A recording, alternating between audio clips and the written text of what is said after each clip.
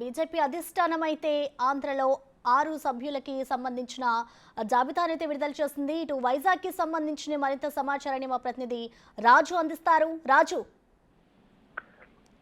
BJP ప్రకటించినటువంటి MP అభ్యర్థుల జాబితాలో ఉమ్మడి విశాఖపట్నం జిల్లాకు సంబంధించి 2 సీట్లు అయితే ప్రకటించడం జరిగింది.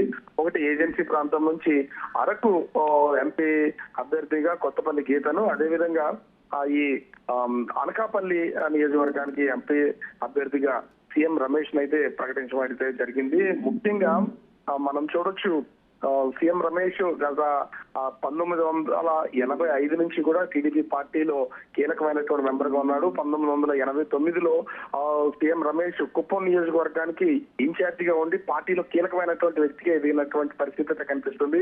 అయితే 2014లో ఆంధ్రప్రదేశ్ లో టీడీపీ అధికారంలోకి వచ్చినటువంటి నేపథ్యంలో సీఎం రమేష్ కి రాజ్యసభ సభ్యత్వం ఇచ్చారు. 2018లో రెండోసారి రాజ్యసభ సభ్యుడిగా టీడీపీ నుంచి ఎన్నుకోవడం అయితే జరిగింది. అయితే 2019లో టీడీపీ అధికారం కోల్పోవడంతో 2019లోనే బీజేపీలో సీఎం రమేష్ అయితే జాయిన్ అయినటువంటి పరిస్థితి ఉంది. అప్పటి నుంచి ఇప్పటి వరకు కూడా సీఎం రమేష్ అటు బీజేపీలో కొనసాగుతున్నటువంటి పొజిషన్ అయితే ఉంది. అయితే సీఎం రమేష్ కేవలం రాజకీయ నాయకుడిగా కాకుండా వ్యాపారవేత్తగా ఢిల్లీలో ఎన్నో కార్యకలాపాలు చేస్తున్నటువంటి నేపథ్యంలో బీజేపీకి దగ్గరగా ఉన్నటువంటి నేపథ్యంలో బీజేపీ అధిష్టానం ప్రకటించినటువంటి 6 సీట్లలో కూడా సీఎం రమేష్ కి అనకాపల్లి సీట్ అయితే ప్రకటించడం జరిగింది.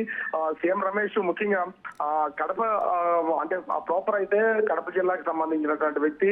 అయితే రాజకీయంగా అన్ని ప్రాంతాల్లో ఉన్నటువంటి వ్యాపారవేత్తగా ఉన్నటువంటి కావడంతో అనకాపల్లిలో ప్రస్తుతం అయితే ఎంపీ సీట్ ఖరారు చేయడం అయితే జరిగింది. అయితే ఇక్కడ నుంచి సీఎం రమేష్ ఎప్పటి నుంచో ఒక ప్రచారం అయితే జరుగుతుంది. సీఎం రమేష్ ఎంపీ అభ్యర్థిగా అనకాపల్లి నుంచి పోటీ చేస్తారని జరుగుతున్నటువంటి పరిస్థితి అయితే ఉంది. అయితే ఇక్కడ టీడీపీకి అదేవిధంగా జనసేనకి ఎక్కువ ఓటింగ్ ఉన్నటువంటి నేపథ్యంలో సీఎం రమేష్ కి అనుకూలంగా ఉంటుందని బీజేపీ అధిష్టానం భావించి ఇక్కడ ప్రస్తుతం అయితే సీట్ ఖరారు చేసినటువంటి పరిస్థితి అయితే కనిపిస్తుంది.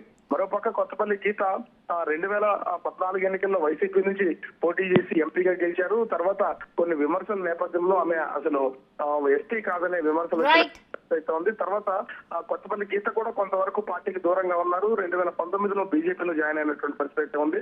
2019 నుంచి ఇప్పటి వరకు బీజేపీలో ఉన్నటువంటి కొత్తపల్లి గీత మొత్తానికి బీజేపీ నుంచి తను ఎంపీ అభ్యర్థిగా ఖరారు కావడం అయితే జరిగింది. మొత్తం ఉమ్మడి జిల్లాలో బీజేపీ నుంచి పోటీ చేస్తున్నటువంటి 2 అభ్యర్థులు కావడం ఆంధ్రప్రదేశ్ లో ఇది ముఖ్యమైన విషయంగా చెప్పుకోవచ్చు. Prasanna, thank you Raju.